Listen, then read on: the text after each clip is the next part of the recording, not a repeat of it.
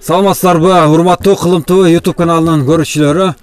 Биз бүгүн акын, журналист, жазуучу Абдумомун Калбаевдин 70 жылдык юбилейлик салтанаттын урматына Кербел шаарындагы номер 45 Жетиген орто мектебинде мугалимдер менен окуучулар менен жолугушуусун тартып, коомго чагылдырып көрсөтөбүз. Анда биз менен бирге болуңуздар.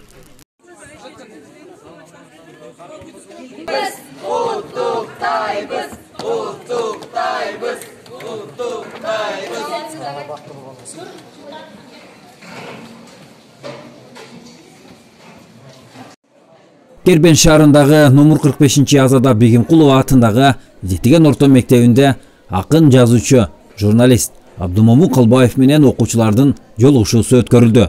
Салтанаттын жүрүшүндө Абдумомун Калбаевдин Май Токоч китебинен алынган ырлар көркөм окулду. Мындан сырткары Болуштун Ооматы китебинен Болуштун окуясы, Мер чөптүн гүлү аңгемесинен сахналык көрүнүштөр ийине жеткериле аткарылды.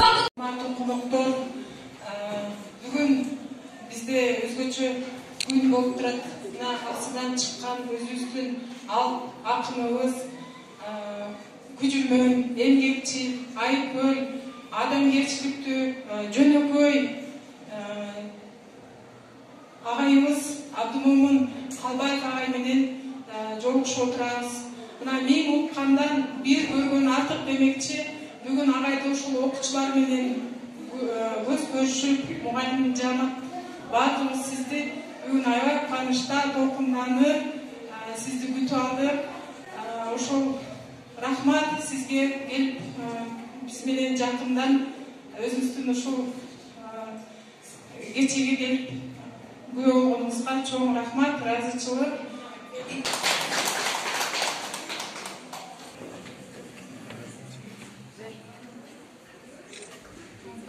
Жакшы чыгармалар жаратып атат. Мен ошол калемдештерим менен насыйматтанам. Ошол үчүн бар болуңуздар, куттуу жайлардан кут келмесин. Аксыдан чыккан алып акыныбыз Абдумомун Калбаев агайдын бүгүн 70 жылдыгынын алкагында бизде дагы Азада Бегимкулова номер 45 жалпы орто мектепте иш чара болуп өттү.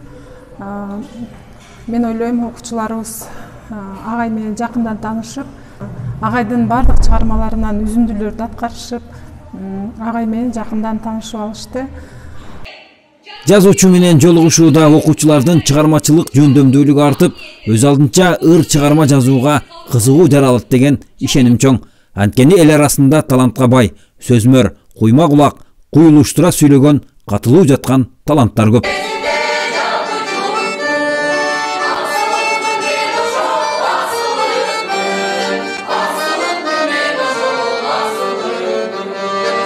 Акназар Сулайманкулов, Кылым ТВ, Жалал Абад облусу.